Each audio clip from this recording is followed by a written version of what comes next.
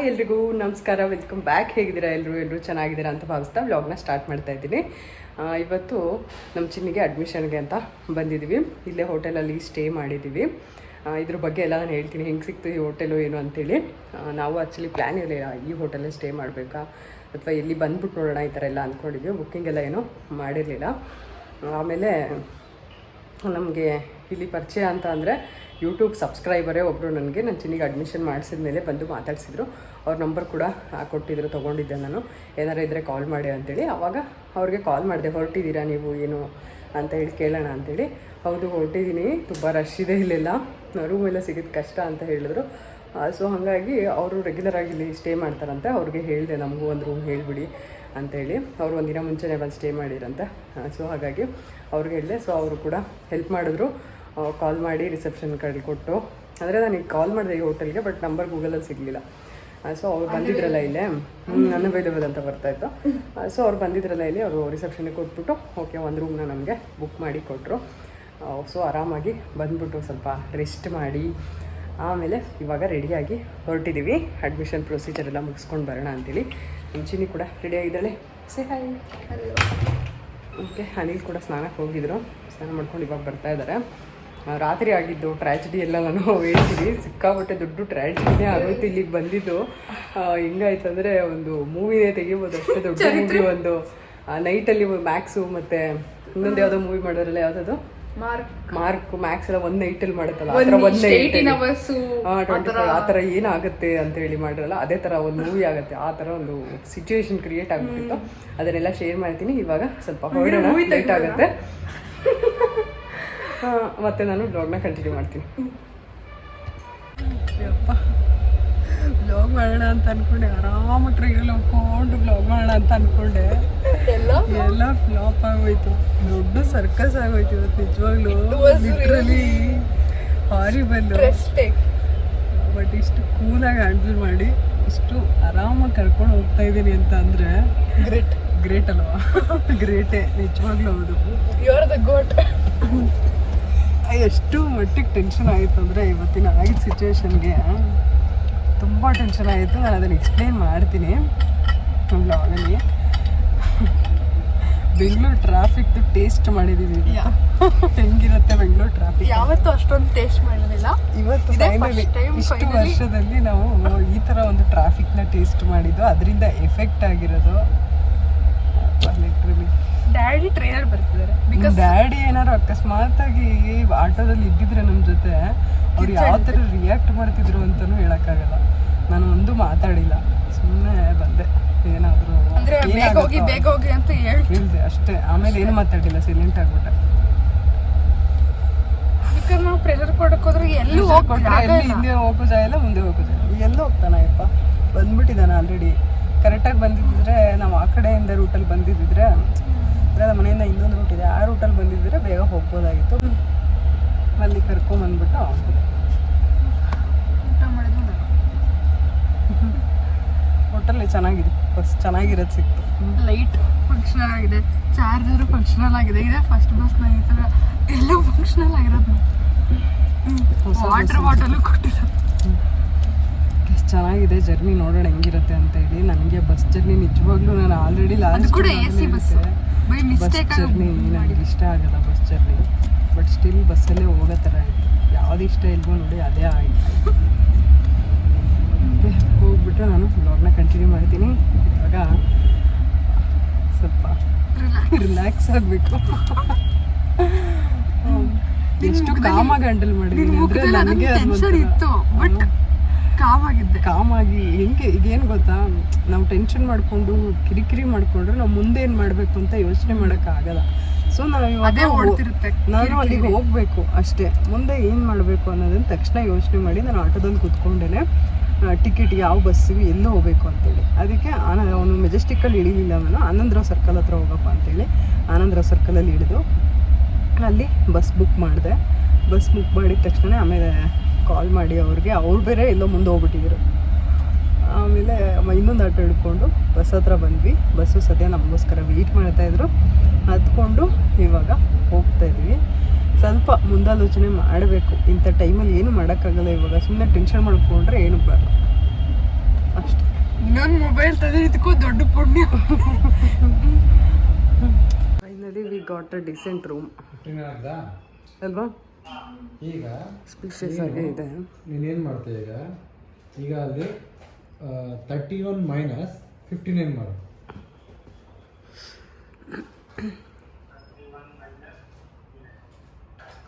28 ಬಂತಾ? ಹಾಂ, ಏನಕ್ಕೆ ಬಂತು ಅಂದರೆ ಅವೈಲಬಿಲಿಟಿ ಸ್ಟಾಕು ಕಮ್ಮಿ ಇದೆ, ಅಂದರೆ 100 ರೂಪಾಯಿ ಇದೆ, ಆದರೆ ನೀವು ಹೆಚ್ಚಿಗೆ ಕೊಟ್ಟು. ಸೊ ಹೈಫೈ ತುಂಬ ಲೋ ಆ ಥರನೇ ಇಲ್ಲ, ಡೀಸೆಂಟ್ ಆಗಿದೆ ರೂಮು.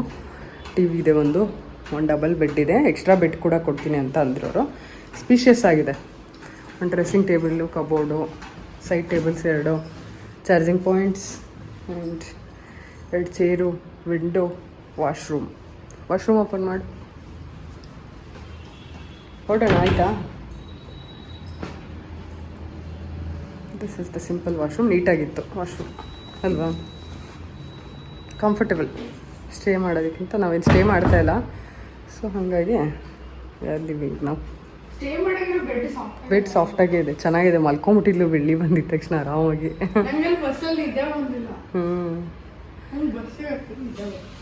ಸರಿ ಸರಿ ಹೊರಡೋಣ. ಅದು ಹಾಕಲ್ಲ. ಹಾಂ ಹೊರಡೋಣ. ಎದ್ದೊಳ್ರಿ ಅನಿಲ್ ಅವರೇ, ಹಾಯ್ ಹೇಳ್ರಿ ನಮ್ಮ ವ್ಯೂವರ್ಸ್ಗೆ.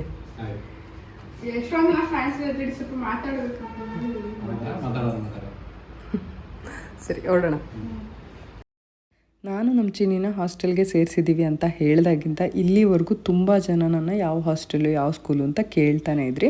ಅದಕ್ಕೋಸ್ಕರ ಇವತ್ತು ಸ್ಕೂಲ್ ಯಾವುದು ಅಂತ ತೋರಿಸ್ತಾ ಇದ್ದೀನಿ. ನಾನು ಏನಕ್ಕೆ ಬೇಡ, ಈಗ ನಾವು ಸೇರಿಸಿದ್ದೀವಿ ಅಂತ ಇನ್ಯಾರೋ ಸೇರಿಸೋದು, ಇನ್ನೇನೋ ಸಮಸ್ಯೆ ಆಗೋದು, ಅದೆಲ್ಲ ಬೇಡ. ಅವ್ರವ್ರ ಇಷ್ಟಕ್ಕೆ ಬಿಟ್ಟಿದ್ದು ಅದು. ಆ್ಯಕ್ಚುಲಿ ಹಾಸ್ಟೆಲ್ ಆಗಲಿ ಸ್ಕೂಲ್ ಆಗಲಿ ಯಾವುದೇ ಒಂದು ವಿಷಯ ಆದರೂ ಅಷ್ಟೇ, ನಾವು ಜಸ್ಟ್ ಒಂದು ಇನ್ಫಾರ್ಮೇಷನ್ ಕೊಡ್ಬೋದು ಅಷ್ಟೇ. ನೀವು ನಮ್ಮನ್ನ ನೋಡಿ ಸೇರಿಸ್ಬೇಕು ಆ ಥರ ಎಲ್ಲ ಏನೂ ಇಲ್ಲ. ನಮಗೆ ಇಷ್ಟ ಆಗ್ಬೋದು, ಕೆಲವ್ರಿಗೆ ಇಷ್ಟ ಆಗದೇ ಇರ್ಬೋದು. ಅದು ಹೇಳೋಕ್ಕಾಗಲ್ಲ ಹೆಂಗೆ ಅಂತ ಹೇಳಿ. ಎಲ್ಲರಿಗೂ ಎಲ್ಲದು ಅಡ್ಜಸ್ಟ್ ಆಗೋಲ್ಲ. ಸ್ಕೂಲ್ ಬಂದುಬಿಟ್ಟಿದ್ದು ಆಳ್ವಾ ಸ್ಕೂಲು, ಇರೋದು ಮೂಡುಬಿದ್ರೆನಲ್ಲಿ. ತುಂಬ ಜನಕ್ಕೆ ಆಲ್ರೆಡಿ ಗೊತ್ತಿದೆ. ನನ್ನ ಸಬ್ಸ್ಕ್ರೈಬರ್ಸ್ ಕೂಡ ತುಂಬ ಜನ ಕಮೆಂಟ್ ಮಾಡಿದ್ದೀರಾ. ಹಾಗೆ ನಂಗೆ ಅಲ್ಲೂ ಕೂಡ ತುಂಬ ಜನ ಸಬ್ಸ್ಕ್ರೈಬರ್ಸ್ ಸಿಕ್ಕಿದ್ದಾರೆ, ಮಾತಾಡಿಸಿದ್ದಾರೆ. ಸೊ ಹಾಗಾಗಿ ಒಂದಷ್ಟು ಜನಕ್ಕೆ ಗೊತ್ತಿತ್ತು, ಒಂದಷ್ಟು ಜನಕ್ಕೆ ಗೊತ್ತಿರಲಿಲ್ಲ. ಸ್ಕೂಲ್ ಮತ್ತು ಹಾಸ್ಟೆಲ್ ಇದೇನೆ ತೋರಿಸ್ತಾ ಇದ್ದೀನಿ. ಈ ಒಂದು ಸ್ಕೂಲ್ ಎಲ್ಲರಿಗೂ ಆಲ್ಮೋಸ್ಟ್ ಗೊತ್ತಿರುತ್ತೆ.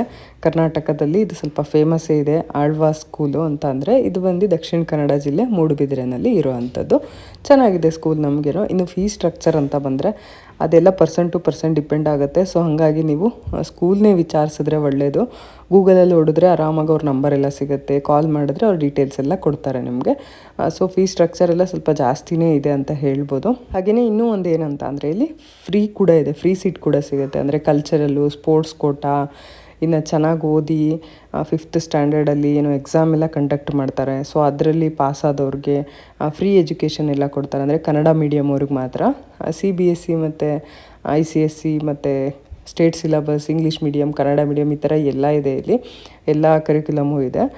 ಇವ್ರಿಗೆಲ್ಲ ಏನೂ ಆ ಥರ ಇಲ್ಲ. ಅಂದರೆ ನಮ್ಮ ಚಿನ್ನಿಗೆ ನಾವು ಯಾವುದೇ ಕಲ್ಚರಲ್ ಕೋಟಾದಲ್ಲಾಗಲಿ ಅಥವಾ ಸ್ಪೋರ್ಟ್ಸ್ ಕೋಟಾದಲ್ಲಾಗಲಿ ಆ ಥರ ಏನು ಸೀಟ್ ತೊಗೊಂಡಿಲ್ಲ. ನಾವು ನಾರ್ಮಲಾಗಿ ಎಕ್ಸಾಮ್ ಬರೆಸ್ಬಿಟ್ಟು ಎಂಟ್ರೆನ್ಸು ಅದರಲ್ಲಿನೇ ನಾವು ಫೀಸ್ ಕಟ್ಟಿ ಸೇರಿಸಿರೋ ಅಂಥದ್ದು. ಅದೇ ಕಲ್ಚರಲ್ ಅಥವಾ ಸ್ಪೋರ್ಟ್ಸ್ ಕೋಟಾದಲ್ಲಾದರೆ ಯಾವುದೇ ರೀತಿ ಫೀಸ್ ಕಟ್ಟೋ ಅಂಥದ್ದು ಇರಲ್ಲ.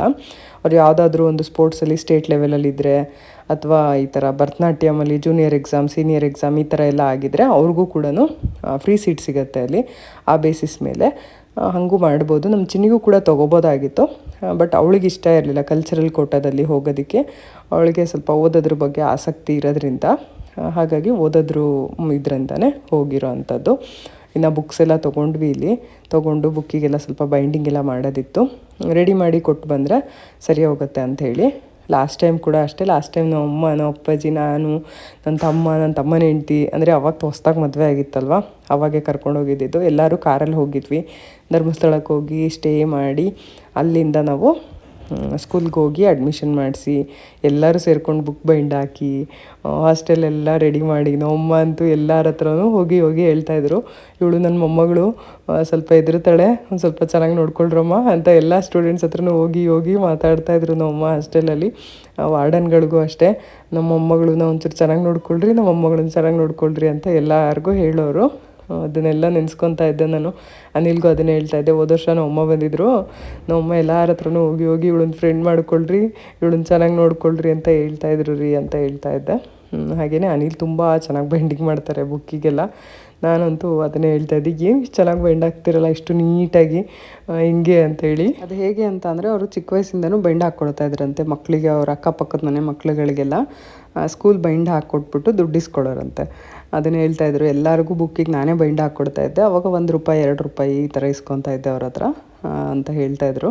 ಅಂದರೆ ಅವ್ರ ಅಪ್ಪ ಅಮ್ಮಂಗೆ ಯಾರು ಹಾಕ್ತಾರೆ ಕಷ್ಟ ಅಂತೇಳಿ ಆ ಥರ ಇವ್ರ ಹತ್ರ ಎಲ್ಲ ಬಂದು ಹಾಕಿಸ್ಕೊಳ್ಳೋರಂತೆ. ಅವರು ₹1 ₹2 ಈ ಥರ ದುಡ್ಡು ಕೊಡೋರಂತೆ ಇವ್ರಿಗೆ. ಆ ಥರ ಮಾಡ್ತಿದ್ದೆ ನಾನು ಅವಾಗ ಚಿಕ್ಕವನಿದ್ದಾಗ. ಹಾಗಾಗಿ ನನಗೆ ಚೆನ್ನಾಗಿ ಬರುತ್ತೆ, ಜಾಸ್ತಿ ಬುಕ್ಗಳಿಗೆಲ್ಲ ಬೈಂಡ್ ಹಾಕಿದ್ದೀನಿ ಅವಾಗಿಂದನೂ ಅಂತ ಹೇಳ್ತಾಯಿದ್ರು. ನಾವು ಅಂತಾನೆ ಅಲ್ಲ, ಇಲ್ಲಿ ಬಂದಿರೋರು ಎಲ್ಲರೂ ಅಷ್ಟೇ ಬುಕ್ಕೆಲ್ಲ ತೊಗೊಂಬಿಟ್ಟು ಮಕ್ಕಳಿಗೆಲ್ಲ ಬೈಂಡ್ ಹಾಕಿ ರೆಡಿ ಮಾಡಿ, ಹಾಗೆಯೇ ಹಾಸ್ಟೆಲ್ಗೆ ಹೋಗಿ ರೂಮ್ಗೆಲ್ಲ ಸೆಟ್ ಮಾಡಿಕೊಟ್ಟು ಎಲ್ಲ ಬರೋ ಅಂಥದ್ದು ಮಾಡ್ತಾಯಿದ್ರು.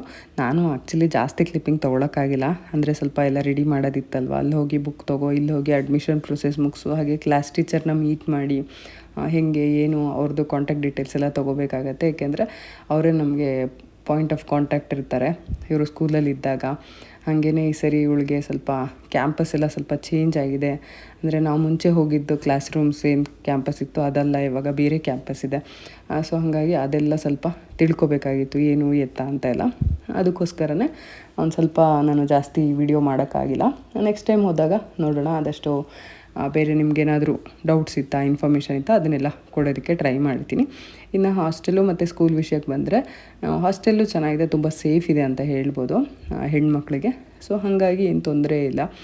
ನಮಗೇ ತುಂಬ ಕಷ್ಟ ಇದೆ ಅಲ್ಲಿ. ಅವರು ನಮ್ಮ ಜೊತೆಗೇ ಒಂದಿನ ನಾವೀಗ ಸೇರಿಸಿ ಅಡ್ಮಿಷನ್ ಒಂದು ಸರಿ ಅವ್ರನ್ನ ಹಾಸ್ಟೆಲ್ಗೆ ಅಂತ ಅಡ್ಮಿಟ್ ಆದಮೇಲೆ ಅವ್ರು ನಮ್ಮ ಜೊತೆಗೆ ಕಳಿಸಲ್ಲ. ಅದರಲ್ಲೂ ಈ ಸರಿ ಅಂತೂ ಫುಲ್ಲು ಸ್ಟ್ರಿಕ್ಟಾಗಿ ಹೇಳಿಬಿಟ್ಟಿದ್ದಾರೆ, ತಿಂಗಳಿಗೆ ಒಂದೇ ಸರಿ ಅಂತ ಹೇಳಿ. ಆವಾಗಂತ ಅಂದರೆ ಫಸ್ಟು ಹೊಸದಾಗಿ ಸೇರಿಸಿದಾಗ ನೀವು ಬರ್ಬೋದು ಯಾವಾಗ ಬೇಕಿದ್ರೆ ಅನ್ನೋ ಥರ ಹೇಳಿದರು. ಬಟ್ ಇವಾಗ ಓಲ್ಡ್ ಸ್ಟೂಡೆಂಟ್ ಅನ್ನೋ ಕಾರಣಕ್ಕೆ ತಿಂಗ್ಳಿಗೆ ಒಂದೇ ಸರಿ ಅಂತ ಹೇಳಿದ್ದಾರೆ. ಇನ್ನು ಇವಾಗ ಏನು ನೋಡ್ತಾ ಇದ್ದೀರಾ, ಇದು ಹಾಸ್ಟೆಲಲ್ಲಿ ಈ ಥರ ಕಾಲ್ ಬೂತ್ ಇರುತ್ತೆ. ಇಲ್ಲಿ ಕಾಲ್ ಮಾಡೋದಕ್ಕೆ ನಮಗೆ ಅವ್ರಿಗೆ ಕಾರ್ಡ್ ಥರ ಎಲ್ಲ ಕೊಡ್ತಾರೆ. ಇನ್ನು ಪಕ್ಕದಲ್ಲಿ ಇಲ್ಲಿಂದನೇ ಪಕ್ಕದಲ್ಲೇ ಸ್ಕೂಲು. ಈ ಹಾಸ್ಟೆಲ್ ಕೆಳಗಡೆನೇ ಅವ್ರಿಗೆ ಊಟಕ್ಕೆ ಕ್ಯಾಂಟೀನ್ ಎಲ್ಲ ಇರುತ್ತೆ, ಅದೆಲ್ಲ ತೋರಿಸ್ತಾರೆ. ಅವರನ್ನೇ ಕರ್ಕೊಂಡೋಗಿ ತೋರಿಸಿದ್ರು ನಮಗೆ ಲಾಸ್ಟ್ ಟೈಮೇ. ಇನ್ನು ಊಟಕ್ಕೆ ನಾವು ಕೂಡ ಬಂದ್ವಿ. ಹಾಸ್ಟೆಲೆಲ್ಲ ನೋಡಿಕೊಂಡು ಯಾವ ರೂಮ್ ಅಲಾಟ್ ಆಗಿದೆ ಏನೋ ಅದೆಲ್ಲ ಮುಗಿಸ್ಕೊಂಡು, ಅದಾದಮೇಲೆ ಫಸ್ಟ್ ಅಡ್ಮಿಟ್ ಮಾಡಿಬಿಟ್ರೆ ಮತ್ತೆ ಅವಳನ್ನ ಹೊರಗಡೆ ಬಿಡಲ್ಲ ನಮ್ಮ ಜೊತೆಗೆ ಅಂಥೇಳಿ ಏನು ಮಾಡಿದ್ವಿ, ಅಡ್ಮಿಷನ್ ಮಾಡಲಿಲ್ಲ. ಫಸ್ಟ್ ರೂಮ್ ನೋಡ್ಕೊಂಡ್ವಿ, ಜಸ್ಟು ನೋಡ್ಕೊಂಬಿಟ್ಟು ಹೊರಗಡೆ ಬಂದ್ವಿ ಊಟಕ್ಕೆ ಅಂಥೇಳಿ. ಚಿಕನ್ ಕೊಡಿಸ್ಬಿಡು ನನಗೆ ಚಿಕನ್ ಅಂತ ಅಂದ್ಲು. ಸೊ ಚಿಕನ್ ಕೊಡಿಸಿದ್ವಿ. ಚಿಕನ್ ರಾಣಿ ಅವಳು, ಚಿಕನ್ ಅಂದರೆ ತುಂಬ ಇಷ್ಟ ಅವಳಿಗೆ. ಎವ್ರಿ ಡೇ ಚಿಕನ್ ಇದ್ರೂ ತಿಂದುಬಿಡ್ತಾಳೆ. ಫಿಶ್ಶು ಮತ್ತು ಚಿಕನ್ ಅಂದರೆ ಇಷ್ಟ. ಸೊ ಒಳ್ಳೆ ಜಾಗಕ್ಕೆ ಸೇರ್ಕೊಂಡಿದ್ಯಾ ನೀನು ಅಂತ ಹೇಳ್ತಾ ಇರ್ತೀವಿ ನಾವು ಅವಳಿಗೆ. ನಿನಗೆ ಮೊದಲೇ ಫಿಶ್ ಅಂದರೆ ಇಷ್ಟ, ಅದಕ್ಕೆ ತಕ್ಕಂಗೆ ಮಂಗಳೂರು ಸೈಡೇ ಬಂದು ಸೇರ್ಕೊಂಡಿರೋದ್ರಿಂದ ಒಳ್ಳೆ ಫಿಶ್ ತಿನ್ಬೋದು ಅಂತೇಳಿ. ಇನ್ನು ಅವಳ ಲಾಸ್ಟ್ ಇಯರ್ ರೂಮ್ಮೇಟು ಉಡುಪಿಯವಳಾಗಿದ್ಲು. ಅವ್ರ ಮನೆಯಿಂದ ಸ್ವಲ್ಪ ಹತ್ತಿರ ಆಗುತ್ತಲ್ವ, ಅವರು ಏನಾದ್ರು ಅಡುಗೆ ಮಾಡ್ಕೊಂಡು ತೊಗೊಂಡು ಬರ್ಬೋದು. ನಾವಂದರೆ ಸ್ವಲ್ಪ ಅಡುಗೆ ಎಲ್ಲ ಮಾಡ್ಕೊಂಬರೋಕ್ಕಾಗದೇ ಇದ್ರೂ ಡ್ರೈ ಐಟಮ್ ಏನಾದ್ರು ತರ್ಬೋದು. ಬಟ್ ಅವ್ರು ಹಂಗೆಲ್ಲ ಸಾಂಬಾರೆಲ್ಲ ಮಾಡ್ಕೊಂಬರ್ಬೋದು. ಸೊ ಹಾಗಾಗಿ ಅವರು ಫಿಶ್ ಸಾಂಬಾರು, ಫಿಶ್ ಫ್ರೈ ಇದೆಲ್ಲ ಮಾಡ್ಕೊಂಬಂದಾಗ ಇವಳಿಗೆ ಕೊಡೋರಂತೆ. ಇವಳು ಅದೇ ಹೇಳ್ತಾ ಇಲ್ಲ, ಮಮ್ಮಿ ಎಷ್ಟು ಚೆನ್ನಾಗಿರುತ್ತೆ ಗೊತ್ತಾ mummy fish sambar, fish fry ಎಲ್ಲ ಅವ್ರು ಮಾಡ್ಕೊಂಬರ್ತಾಯಿದ್ರು ಅಂತ ಹೇಳ್ತಾಯಿದ್ಲು. Last year first 1 week 10 days 15 days ಅವ್ಳಿಗೆ ಅಡ್ಜಸ್ಟ್ ಆಗಿರಲಿಲ್ಲ. ಅದಾದಮೇಲೆ ರೂಮ್ಮೇಟ್ಸು ಮತ್ತು ಹಾಸ್ಟೆಲ್ಲು ಸ್ಕೂಲು ಎಲ್ಲ ಅಡ್ಜಸ್ಟ್ ಆದಮೇಲೆ ಸ್ವಲ್ಪ ಆರಾಮಾದ್ಲು ಅವಳು ಕೂಡ. ಇವಾಗೇನು ತೊಂದರೆ ಇಲ್ಲ. ನೋಡೋಣ ಹೇಗೆ ಹೋಗುತ್ತೆ ಈ ವರ್ಷ ಅಂತೇಳಿ. ಇನ್ನೂ ಇವಾಗ ತಾನೇ ಬಿಟ್ಟು ಬಂದು ಇನ್ನೂ ಒಂದು ದಿವಸನೂ ಆಗಿಲ್ಲ. ಅದಾದಮೇಲೆ ಗೊತ್ತಾಗುತ್ತೆ. ಯಾವಾಗಲೂ ಅಷ್ಟೇ ಒಂದಿನ ಆದಮೇಲೆ ಅದು ಎಕ್ಸ್ಪೀರಿಯೆನ್ಸ್ ಗೊತ್ತಾಗೋದು. ಲಾಸ್ಟ್ ಇಯರ್ ಅಷ್ಟೇ ಒಂದಿನ ಆದಮೇಲೆ ಅವಳಿಗೆ ಶುರುವಾಯಿತು ಹೋಮ್ ಸಿಕ್ಕು, ಅಳಕ್ಕೆ ಶುರು ಮಾಡಿದ್ದು. ಆಮೇಲೆ ಸ್ವಲ್ಪ ಅಡ್ಜಸ್ಟ್ ಆದಳು. ಇವಾಗ ಆಟೋದಲ್ಲಿ ಹೋಗ್ತಾಯಿದ್ವಿ. ಇಲ್ಲೆಲ್ಲ ಗ್ರೀನರಿ ಚೆನ್ನಾಗಿದೆ, ಬಟ್ ಸೆಕೆ ಅಷ್ಟೇ ಸೆಕೆ ಆಗುತ್ತೆ. ಏಕೆಂದರೆ ಸ್ವಲ್ಪ ಕೋಸ್ಟಲ್ ರೀಜನ್ ಅಲ್ವಾ, ಹತ್ತಿರ ಆಗುತ್ತೆ ಸಮುದ್ರಕ್ಕೆಲ್ಲ. ಸೊ ಹಾಗಾಗಿ ತುಂಬ ಸೆಕೆ ಆಗುತ್ತೆ. ಅದ್ರ ಜೊತೆಗೆ ಇಲ್ಲಿ ಸ್ವಲ್ಪ ಸ್ಕೂಲು ಕಾಲೇಜಸ್ಸು ಅದೇನೇ ಜಾಸ್ತಿ, ಸ್ಟೂಡೆಂಟ್ಸೇ ಜಾಸ್ತಿ ಇಲ್ಲಿ. ಇನ್ನು ಆಳ್ವಾಸ್ ಅವ್ರದ್ದೇ ಇಲ್ಲಿ ಕಾಲೇಜಸ್ಸು ಸಿಕ್ಕಾಪಟ್ಟೆ ಇದೆ. ಮೆಡಿಕಲ್ ಕಾಲೇಜ್ ಆಗಿರ್ಬೋದು, ಇನ್ನು ಡಿಗ್ರಿ ಕಾಲೇಜು, PU ಕಾಲೇಜು, ಮತ್ತು ಬೇರೆ ಏನೇನೋ ಕಂಪ್ಲೀಟಾಗಿ ಅವ್ರದ್ದೇ ಒಂದು ವಿದ್ಯಾಗಿರಿ ಅಂತ ಅವ್ರದ್ದೇ ಒಂದು ಕ್ಯಾಂಪಸ್ ಥರ ಇದೆ. ಸೊ ಹಾಗಾಗಿ ಬರೀ ಸ್ಟೂಡೆಂಟ್ಸೇ ಇರ್ತಾರೆ ಇಲ್ಲಿ ಜಾಸ್ತಿ. ಅದ್ರ ಜೊತೆಗೆ ಅಷ್ಟು ಪೊಲ್ಯೂಷನ್ ಇಲ್ಲ, ಕಾಮ್ ಆಗಿದೆ. ಇನ್ನು ಹಾಸ್ಟೆಲ್ ಮತ್ತು ಸ್ಕೂಲ್ ಅಂತ ಬಂದರೆ ಇವಳಿಗೆ ಮೊಬೈಲ್ ಎಲ್ಲ ಅಲೋ ಇಲ್ಲ, ಹಾಗೆ TV ಇದೆಲ್ಲ ಏನೂ ಇಲ್ವಲ್ಲ. ಸೊ ಹಾಗಾಗಿ ಸ್ವಲ್ಪ ಓದೋದಕ್ಕೆ ಅವ್ರಿಗೆ ಕಂಪ್ಲೀಟಾಗಿ ಸಮಯ ಸಿಗುತ್ತೆ. ಇಲ್ಲಿ ಯಾವುದೇ ರೀತಿ ಡಿಸ್ಟ್ರಾಕ್ಷನ್ ಇರೋದಿಲ್ಲ. ಸೊ ಹಾಗಾಗಿ ಚೆನ್ನಾಗಿ ಓದ್ಬೋದು. ಆ ಒಂದು ಕಾರಣಕ್ಕೆ ನಮಗೆ ಒಂದು ಸ್ವಲ್ಪ ಓಕೆ ಕಂಫರ್ಟೇಬಲ್ ಅಂತ ಅನಿಸುತ್ತೆ. ಅದ್ರ ಜೊತೆಗೆ ಸ್ಕೂಲ್ ನೋಡ್ತಾ ಇರ್ಬೋದು ನೀವು. ಅವ್ರದ್ದೇ ಆದ ಒಂದು ಸಪ್ರೇಟ್ ಪ್ರಪಂಚದಲ್ಲಿ ಒಂದು ಇರೋ ಥರ ಫೀಲ್ ಅವ್ರಿಗೆ ಕಂಪ್ಲೀಟಾಗಿ. ಸೊ ನಾವು ಊಟ ಎಲ್ಲ ಮುಗಿಸ್ಕೊಂಡು ಇವಾಗ ಬಂದ್ವಿ. ಇನ್ನೇನು ನಮ್ಮ ಚಿನ್ನಿಗೆ ಬಾಯ್ ಹೇಳಿ ಇಲ್ಲಿಂದ ಹೊರಡೋ ಅಂಥ ಸಮಯ.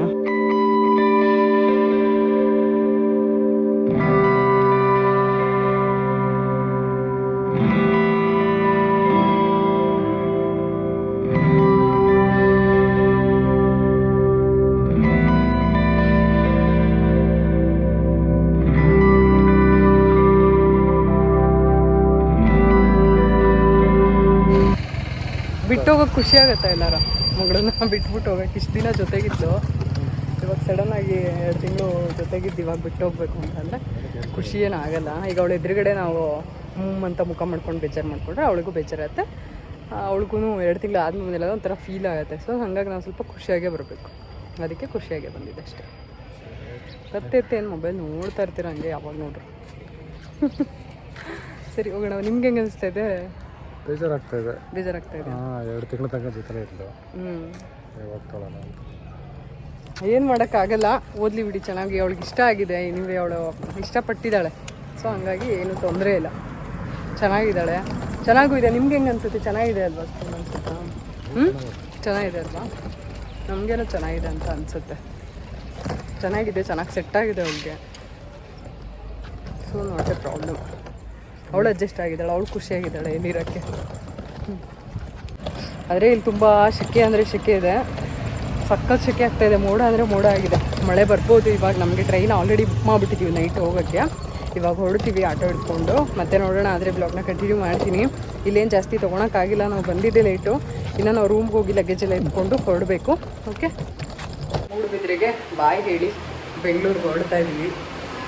ಬೆಳಗ್ಗೆನೇ ಬಂದಿದ್ದು, ಆಲ್ರೆಡಿ ಸಂಜೆ ಹೊರಡ್ತಾ ಇದ್ವಿ. ಫ್ಯಾನ್ ಆಫ್ ಮಾಡಿ ಹೇಳಿ ಅಂತ.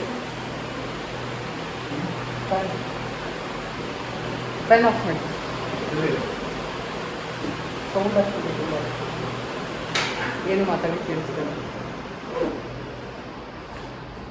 ಓಕೆ, ಮೂಡುಬಿದ್ರೆಗೆ ಬಾಯ್ ಹೇಳಿ ಹೊರಡ್ತಾ ಇದ್ವಿ ನಮ್ಮ ಮನೆಗೆ, ಬೆಂಗಳೂರಿಗೆ. ನಮ್ಮ ಚಿನ್ನ ಇಲ್ಲದೆ ಒಂಥರ ಈ ರೂಮು ಖಾಲಿ ಅನ್ನಿಸ್ತಾ ಇದೆ, ನಮಗೂ ನಾವೂ ಖಾಲಿ ಅಂತ ಅನ್ನಿಸ್ತಾ ಇದೆ. ಅವಾಗಲೇ ಒಂಥರ ಫುಲ್ ಫೀಲ್ ಅಂತ ಅನ್ನಿಸ್ತಾ ಇತ್ತು ಅವಳಿದ್ದಾಗ.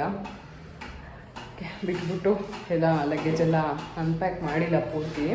ಅವಳಿಗೆ ಒಂದು ಸ್ವಲ್ಪ ಕ್ಯಾಂಪ್ ಎಲ್ಲ ಇದೆ, ಹಾಗಾಗಿ ಅನ್ಪ್ಯಾಕ್ ಏನು ಮಾಡಿಲ್ಲ, ಹಂಗೆ ಇಟ್ಬಿಟ್ಟು ಬಂದಿದ್ದೀವಿ. ಅವಳಿಗೆ ಏನು ಬೇಕೋ ಕ್ಯಾಂಪಲ್ಲೆಲ್ಲ ರೆಡಿ ಮಾಡಿಕೊಟ್ಟಿದ್ದೆ, ಅದನ್ನು ಹಂಗೆ ಬ್ಯಾಗ್ ಇಟ್ಬಿಟ್ಟು ಏನು ಅನ್ಪ್ಯಾಕ್ ಮಾಡಬೇಕು, ಏನು ಜೋಡಿಸ್ಬೇಕು ಅದೆಲ್ಲ ಜೋಡಿಸ್ಬಿಟ್ಟು ಬಂದಿದ್ದೀನಿ. ಓಕೆ, ಏನು ಸರಿನೂ ಅಷ್ಟೇ, ಸ್ಟಾರ್ಟಿಂಗ್ ಡೇ ಹೋದಾಗ ಅವಳು ಏನೂ ಅಳೋದಾಗಲಿ ಏನೂ ಮಾಡಲಿಲ್ಲ. ಅದಾದಮೇಲೆ ಅಳಕ್ಕೆ ಶುರು ಮಾಡಿದ್ಲು, ಒಂದಿನ ಆದಮೇಲೆ ಅಳಕ್ಕೆ ಶುರು ಮಾಡಿದ್ಲು. ಇವಾಗೇನು ಅಳಲ್ಲ ಅಂತ ಅಂದ್ಕೊಳ್ತೀನಿ ನಾನು, ಯಾಕೆಂದರೆ ಇವಾಗ ಅವಳಿಗೆ ಅಡ್ಜಸ್ಟ್ ಆಗುತ್ತೆ, ಹಂಗಾಗಿ ಅಳಲ್ಲ ಅಂತ ಅಂದ್ಕೊಂಡಿದ್ದೀನಿ. ನೋಡೋಣ ಹೆಂಗಾಗುತ್ತೆ ಅಂತ. ಸರಿ ಹೊರಡೋಣ. ಆಲ್ ಸೆಟ್ಟಿಗೂ ಬರಬೇಕಿದ್ರೆ ಫುಲ್ ಲಗೇಜು, ಇವಾಗ ಫುಲ್ ಖಾಲಿ.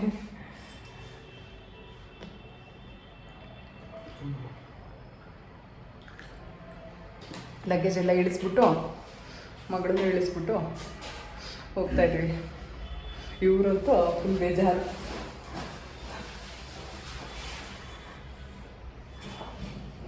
ಮಗಳು ಕಳಿಸ್ಬಿಟ್ವಿ ಅಂತ.